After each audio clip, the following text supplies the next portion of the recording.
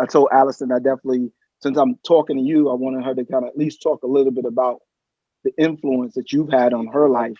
I think Allison most certainly shared quite a bit with me over the last several weeks, but even yesterday that I felt really epitomizes the type of person that she is. And I know where she's gotten a lot of that from, and that's from you.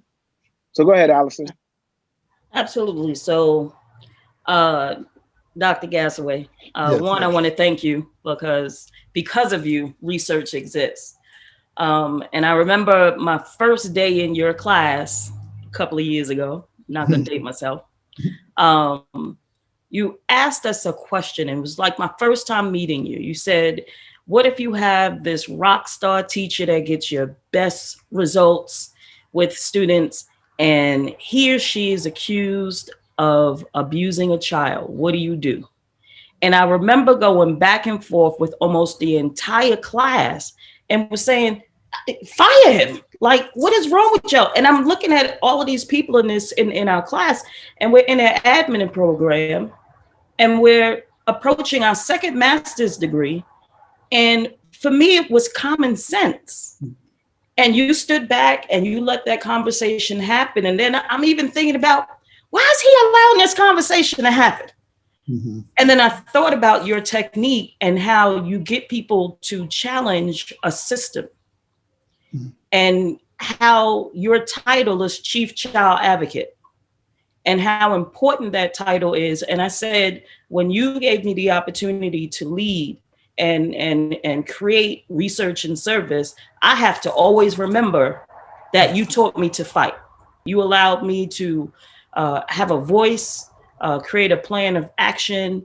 And the fact that we have graduated hundreds and potentially even thousands of students is a testament to your leadership, your vision, the fact that you saw something in me and said, I'm going to tag her and say she's it. I thank you, brother. I truly do. What's the impact of systemic racism as it relates to our students in New York City and other cities similar to New York? Yeah. So I think in a nutshell, it can probably be boiled down to miseducation. You know, the systemic racism, institutionalized racism results in miseducation, undereducated. But more importantly, miseducation, I think, hurts us the most. Because for the way I look at miseducation is partly giving erroneous information about who you are. And then the other part of miseducation is excluding you uh, from the work or the curricula that's out there, right? And even excluding people who look like you, look like our children from being in front of them on a daily basis. So if you have racists, and admittedly many people are racist, who are teaching our children, they're not teaching them about empowerment. You know, they're teaching them about servitude, right? And so I think miseducation, and what's crazy about miseducation is that if you read The Miseducation of the Negro by Carter G. Woodson, it was written in 1933.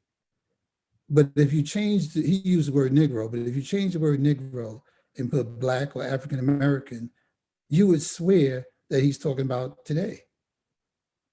It's amazing how the things that we're talking about, that he spoke about in 1933, applies to 2021. We've all heard of cliches like the system, and I've said this myself, the system is not broken, it's doing what it's designed to do. But then many of us, let's say maybe some of us on in the Zoom now, we become a part of that system because that's where our children are, right? So we get into the system. So the question is, do we get into the system to leave things as they are, or do we get into the system to challenge the system? So I think it's a crime to send any young person into a school every single day and to miseducate them and not prepare them. You know, on Grit, that great show on YouTube, remember April Young and OSG, we had two of our, our geniuses, our budding geniuses in terms of our youth, right? A young man and a young woman on there, and many of us walked away saying, wow, they're articulate and they're rejecting what the system is telling them every single day, or what we are allowing them to be fed every day. So basically, systemic racism for me is really about the miseducation and what that leads to. That leads to incarceration, the whole school to prison pipeline. That leads to the broken family. Men not being in the homes with their children, raising their children, and a host of other issues that come up. We can't be reactive. We need to be proactive. And I think that a larger conversation needs to happen amongst principals about how do we equitably use our school's budget in order to further the agenda for our young people. I think that all too often principals don't have conversations with each other or other people to figure out what experiences can we afford young people, right? How do we use the school's budget to expose our young people to the arts? How do we use our school's budgets to make sure that these young people who we understand are very marginalized need access to the highest level of technology? And what do we do? How do we communicate with each other in order to buy these things? What professional developments can we provide for each other if we have large amounts of technology in our schools, so we can talk with each other in order to make sure that our young people have exposure to everything they need? Yeah. I mean, you hit it on the head. I mean, I agree with you 1,000%. And anyone, all they have to do is just talk to you about some of the things that you've done. And I always couple you and Principal Leon together because you both not only espouse the same things, but you actually, they call it theory in action. You actually do it, And so when you took your children, your students over, to overseas, you know what I mean? In terms of all over the world, really. And I think you was getting ready to go to Ghana right before the pandemic. And so that's how we do it. So you are the model or a model for doing that. Ava Lauren took her students down to Alabama, to look at the Civil Rights Museum and the other museums down there. Those are experiences that those young people will never forget. But we need to do more of that, and we do have the budgets. And as you said, unfortunately, we don't have these conversations because oftentimes we work in isolation, which is some unfortunate by design, because they don't want to see us sort of like come together, because collectively we're more powerful than individuals. I remember going through some old papers recently and finding a paper that I wrote in college on the curriculum of inclusion, because many of the people are near and dear to me were some of the authors of the curriculum of inclusion, including Dr. Leonard Jeffries, who was one of the primary authors. So I say that to say this is a fight that we've been in for a very long time. I've been out of college for some time, and I grew up with conversations of curriculum of inclusion in my household. So that's how long it's taken even for it to get to where it's at right now. And we hope that we're able to take advantage of this particular kind of political window where we may be able to get some work done. But please believe that as much as we're looking to take advantage of this window, those who are against progress and those who are against moving this American experiment kind of forward are also hard at work trying to take advantage of the same window. So again, I implore every school leader in this room, because at the end of the day, the truth of the matter is whether or not it gets passed into policy, if you are a courageous school leader, you should be doing this already. And if you're not, you should be doing it tomorrow. Like, we shouldn't have to wait for policy. Policy will help because it'll give us additional tools to do what we already know is right.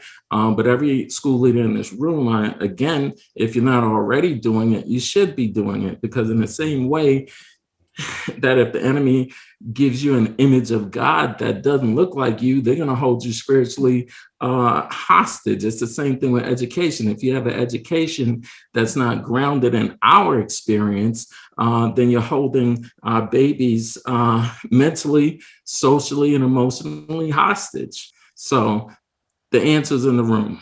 Everybody passes through us. I don't care what you end up doing as an adult, whether you're an educator or judge or police officer, doesn't matter. Everybody has to pass through educators first.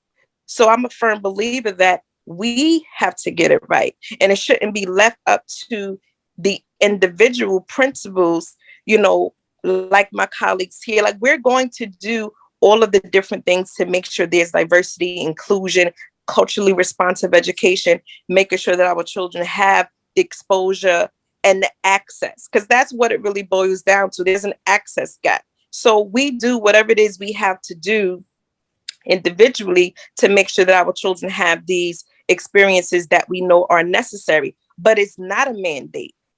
When you look at America's history, you can't call yourself an educator, a politician, anyone who's in a leadership type position, and you don't believe that it is imperative that we continue to develop the change agents that's necessary in order for us to make things right for everybody. Because ultimately, that's what it boils down to.